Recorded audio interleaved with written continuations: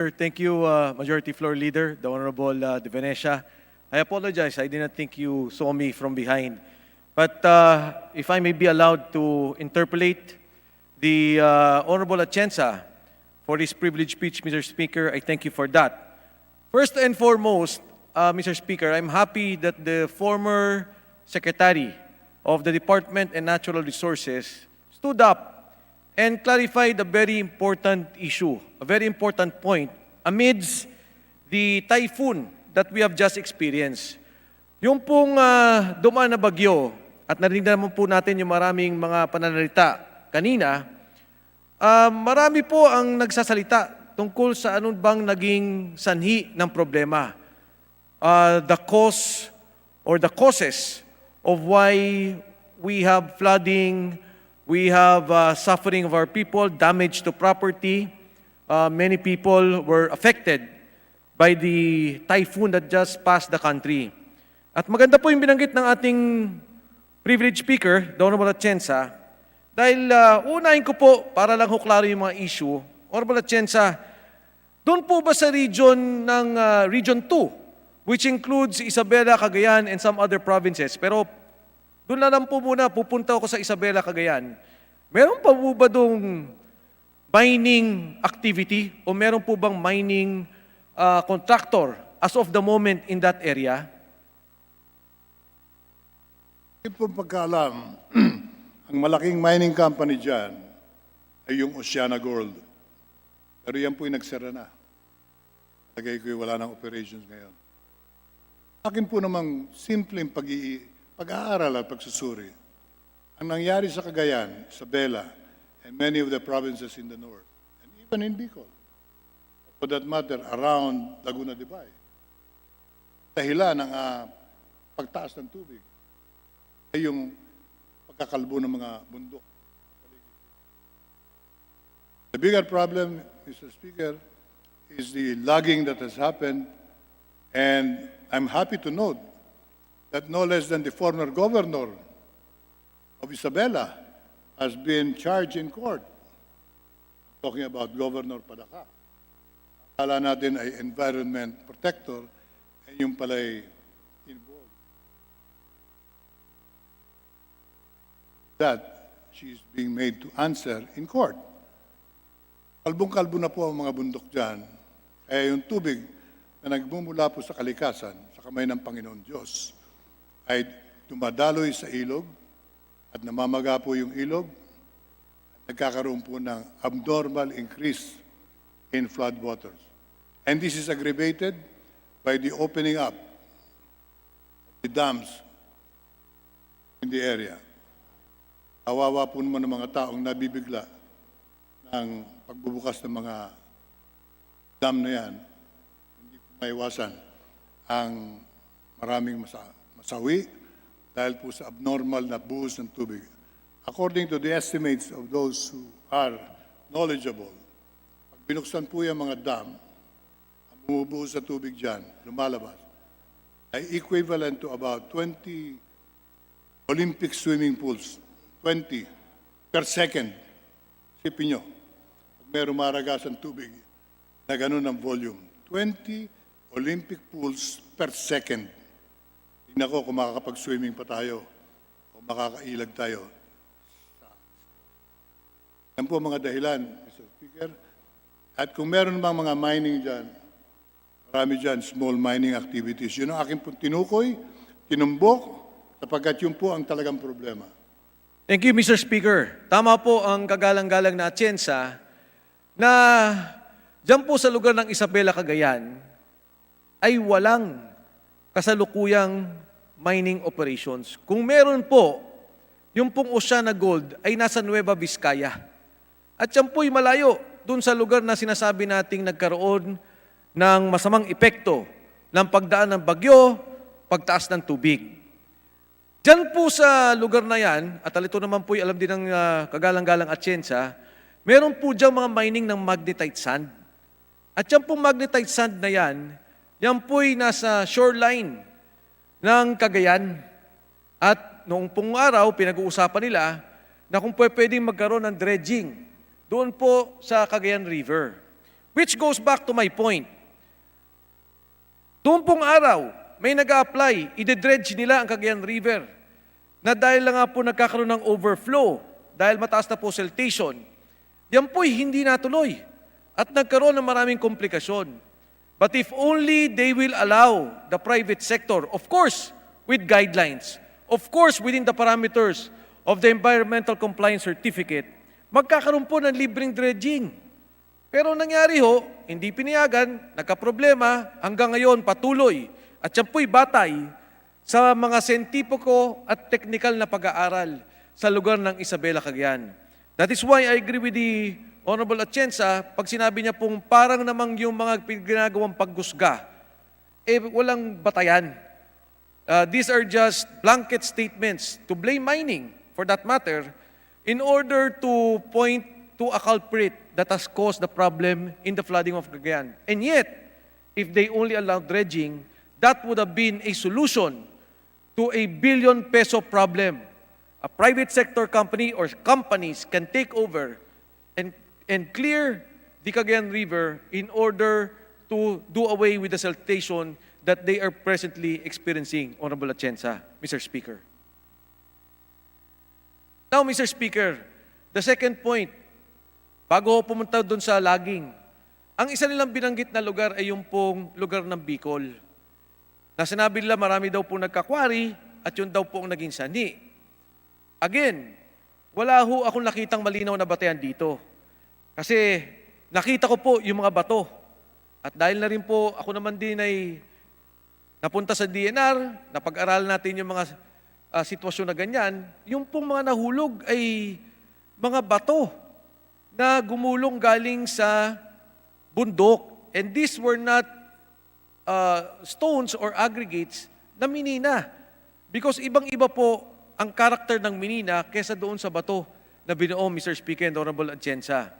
And I agree with you again, doon sa pinunto nyo, na dapat sana magkaroon ng scientifico-technical na pag-aaral bago magsalita ang mga tao kung ano talaga ang naging sani ng problema sa lugar ng Bicol, which is another area which was hit by the flooding and the heavy rains, Mr. Speaker. Honorable Atienza. Mr. Speaker, I am honored by the interpellation being done by the honorable gentleman who once upon a time also led the Department of Environment in our country. Yung pangyayari sa Cagayan at Isabela ay iba sa pangyayari po naman dito sa Marikina. Sa Marikina, hindi na po tayo dapat maghanap pa ng ibang dahilan. Kaya po binabaha ang Marikina dahil po mababaw na ang Laguna de Bay.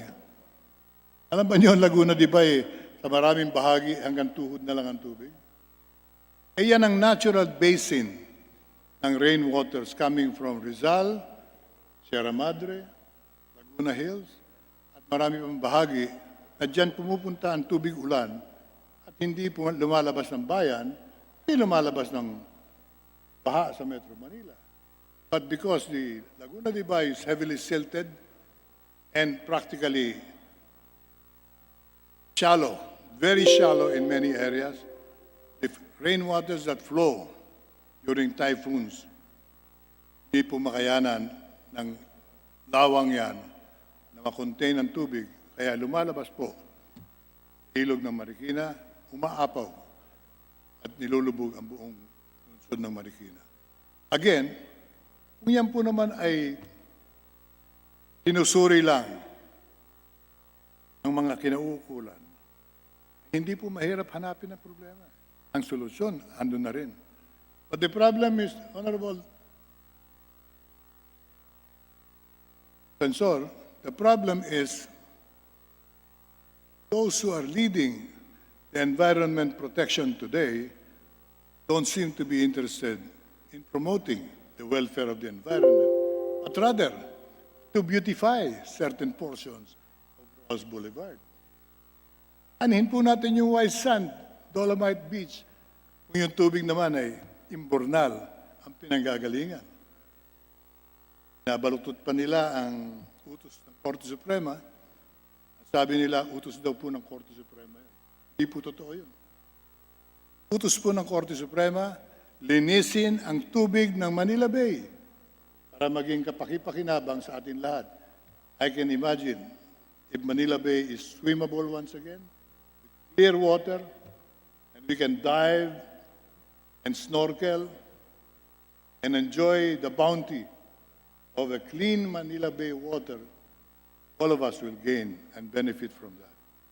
Pero yung dolomite sand, wala pong maligaya dyan, kundi yung arkitekto na nag-design po niyan. So, this is one such example that we talk about mining. Huwag natin sisihin yung mining in general. Hindi po kasalanan ng mining ang mga problema pinapasan natin. Kasalanan yan ng mga inaasahan ng mamamayan na gagawa ng paraan upang pakinabangan natin ang mineral ng ating bansa. Pero kung di po natin titignan from that angle, and we would just put the blame on mining and banning mining all over the country, parang yung narinig na ang Saudi Arabia, binan yung pagmimina ng langis sapagkat may mga sumisigaw, itigil na ang pagmimina ng langis. Ay palagay ko, hindi papayag ang mga Saudi na ganun ang solusyon. They benefit from the production of oil and fuel, and they will never agree that anybody should put a stop to the utilization of this God-given mineral. Tayo po ay ganun din ang ating kalagayan.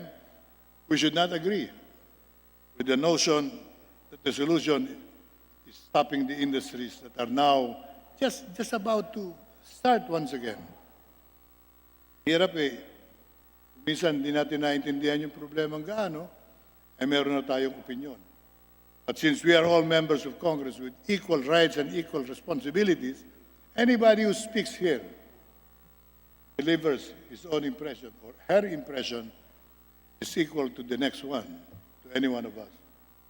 Kaya ang aking pakiusap nga, maaari lang, pag-aralan nating mabuti ang problema, and together, let us all find a common ground for one direction for the nation, and not just to blame everybody, especially the industries that we sorely need in the country.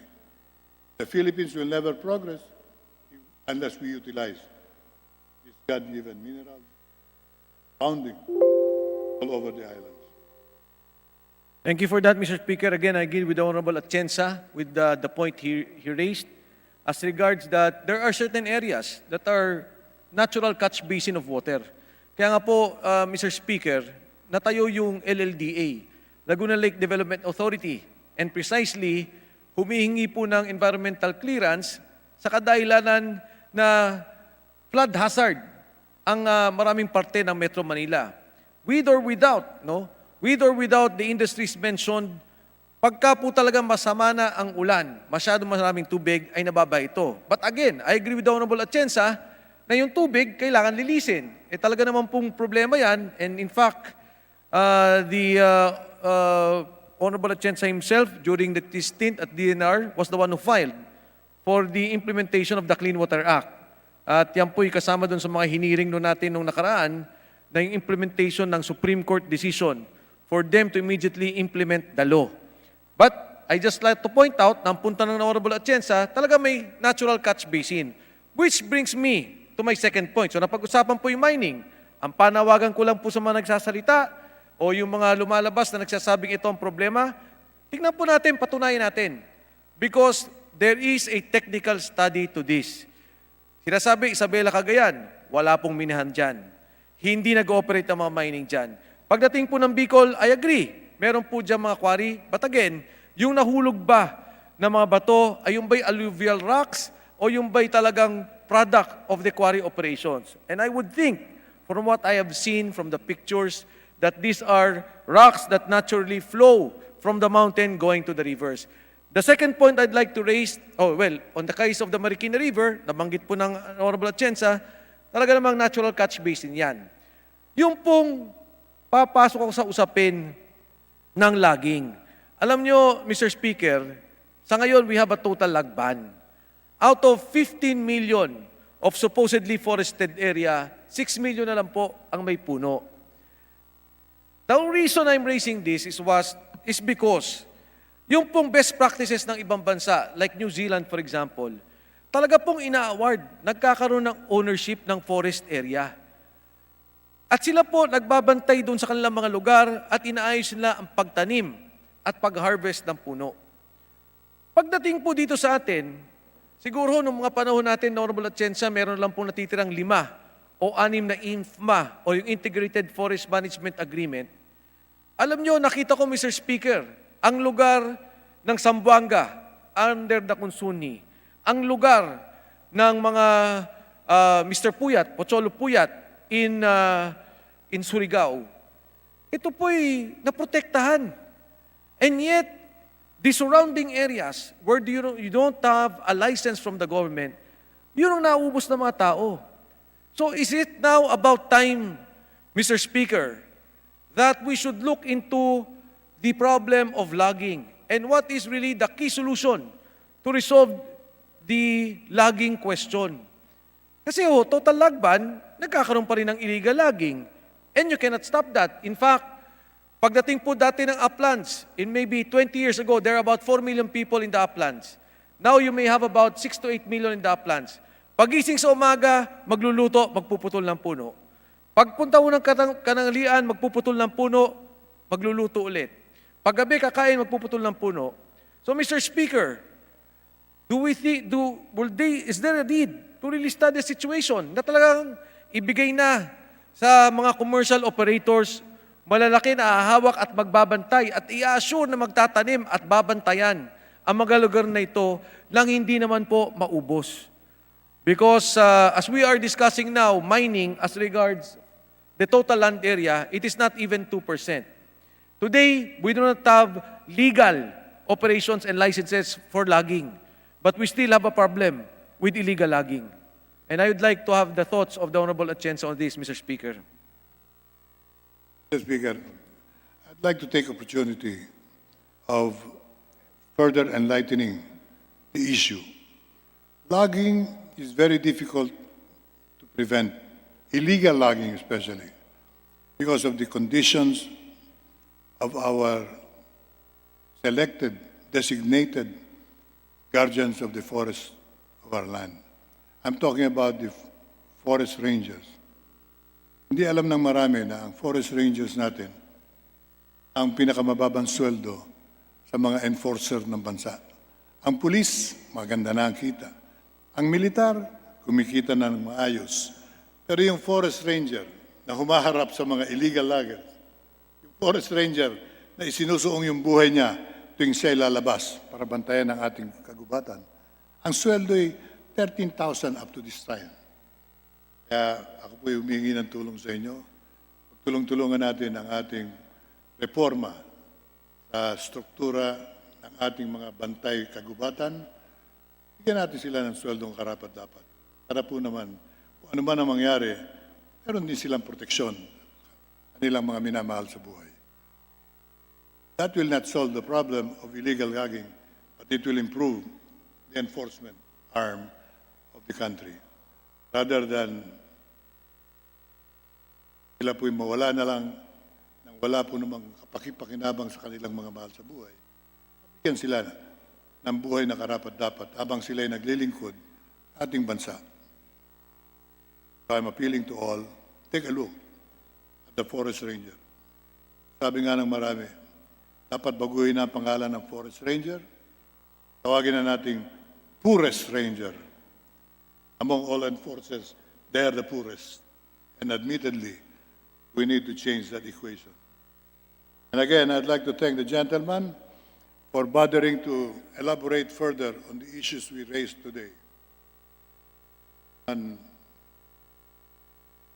Mr. Speaker.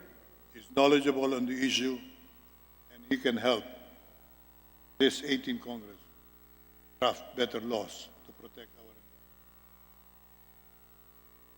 Kapatin po niya ay sasalamatan ko na siya at palagay ko'y napag-usapan natin lahat ng dapat ukil-kilin sa isyong ito.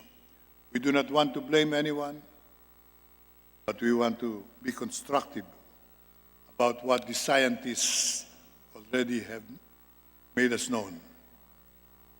Climate change is a reality. It's a problem that will impact on the Philippine Islands. We will be made to suffer as the second nation in the world who will suffer most unless we do something about it. Not enough to cry for the sad fate of our countrymen in Isabela and Cagayan and Marikina. For us, members of Congress, to do something about it now.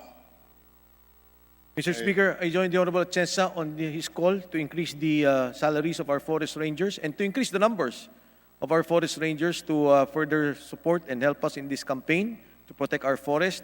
Isa lang po tanong ko, Mr. Speaker, kasi po hindi klaro sa akin yung stupid. Sinabi nyo may mga stupid na hindi ho nag-implementa po ba o hindi naintindihan kung ano yung dapat na polisiya o yung pong isinagawang kampanya on the geohazard maps, Mr. Speaker. I'd just like to clarify that. Who are the stupid people you are referring to, Honorable Atienza, the Honorable Mr. Speaker? We ask the gentleman to repeat the question. Mr. Speaker, nagsabi po kayo may mga stupid. Sabi niyo may stupid na hindi in-implement o hindi po kinilala yung policy. Sino po ba yung stupid doon, Mr. Speaker? Yun na lang po ang aking huling gustong linawin.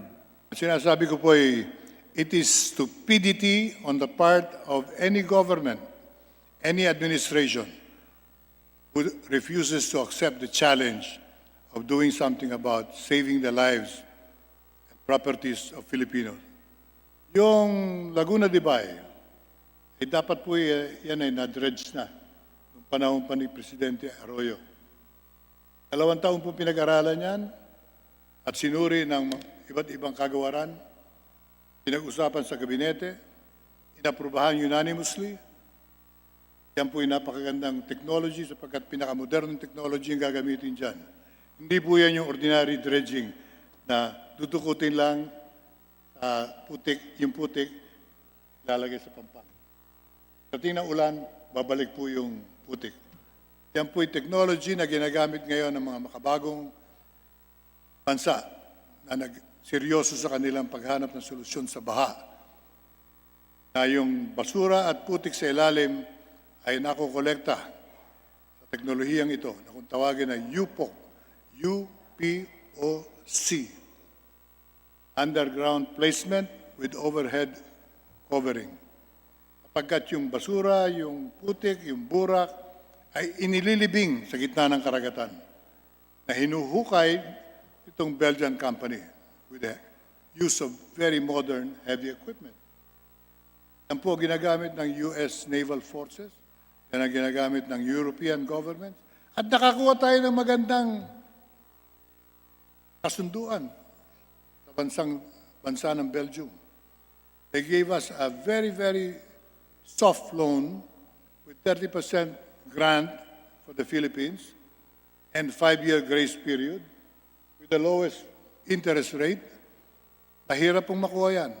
Nakuha po ng administrasyon ni Pangulong Arroyo. Ako po ang sekretaryo ng Kalikasan noon. And it was started to be implemented. By this time, dapat malalim na po yung Laguna de Bay. Malinaw na rin po sana ang tubig ngayon dyan. Pero anong ginawa ng sumunod na gobyerno? Tapon sa waste basket, yung pag-aaral. Wala raw yan. Walang kwenta yan. Overpriced yan. Paano mo nalamang overpriced? Hindi mo alam yung technology. Pwede kang bumili ng kotse. Kung bibilin mo Lamborghini, mahal yun. Kung bibilin mo yung bagong kotse. Entendido. Kona, yung pinakamaliit. Mura lang po yun. Kaya hindi ko maintindihan. I can only use the word stupidity because it is very stupid to not even study the matter and condemn it right at the outset. Kaya ko po nagamit yung word na stupid. I'm not referring to anybody. I'm referring to the stupidity of the situation. The stupidity of the administration that canceled the project, Mr. Speaker. The stupidity of the administration that was supposed to implement that project. I refer to the stupidity of those who threw the whole study in the wastebasket simply because it was a project of the former administration. Yes. Hindi namin gagamitin yan sapagkat hindi amin yan. Masakit. Binansagan pang maraming milagro dyan. But hindi Nag-aralan po nila, ba yung... i-review nila. Wala naman silang nakitang milagro.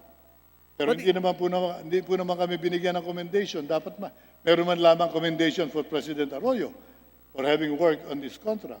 Dapat may commendation kay Secretary Atienza for having analyzed, studied, and implemented the project. But the problem is we were in the middle of starting the project and nakapasok yung administrasyon na walang alam.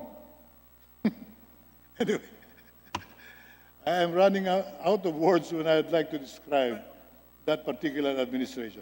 Klaro I naman will po sa... never forget, Mama Sapano. I will never forget, Yolanda. I will never forget the insensitivity of that administration when they allowed people to suffer in Zamboanga and other provinces in Mindanao simply because they were not ready to face the consequences and the challenges of their position. Today is a different time. Mr. Speaker, for as long as we have congressmen now who know the problems, can look forward to a more fruitful production of better laws in the 18th Congress. But, Mr. Speaker, were you not of the same party of the administration that you are talking about? Hindi po ba nanggaling kayo sa parehong partido nung binabanggit niyong administrasyon na inyong sinisisi? Ako po'y kapartido? Yes, Mr. Speaker. Yes. Part. My family co-founded the Liberal Party in Manila in 1946. I was born and I was raised as a young man as an active member of the Liberal Party. And I worked hard through different elections. Win or lose, I remained as a Liberal Party member. But somewhere in time, when there was a treachery that they committed on the sitting president, and again, I am referring to President Arroyo, when they conspired to remove her from office, I did not join the conspiracy and I defended the truth. Mr. Speaker. Sinabi ko, hindi tayo nag-meeting, gawa-gawa niyo yan, and I, as chairman of the party, I will not be part of it. And I disowned their claim that the Liberal Party was demanding for the president then to step down. That caused our break. That caused my resignation from the party that I grew up with and I was born with. Very sad in my heart, but happy that I am that part of this present Liberal Party that was once upon a time committed treachery on their chairman, and that is the former president. Mr. Speaker, I again join the Honorable Atienza. If he will call for the investigation of the canceled dredging project, na talaga naman pong dapat malaki na itulong sa atin, I will join you. I join you in your statements, Mr. Speaker. I thank you. But I see that the younger liberals now are standing up because I think this was the issue of the Liberal Party in the past. But thank you for your explanation. Thank you, Mr. Speaker. And please, Honorable Atienza, if possible, that you file a resolution to investigate that project on the dredging of Laguna de Bay, which would help this country so much, in particular, Metro Manila. Maraming salamat po. Thank you, Mr. Speaker. I'd like to thank the gentleman for his interpellation. I hope enlighten many on these issues which affect all of us. Thank you, Mr. Speaker. Majority Leader. Mr. Speaker, I move that the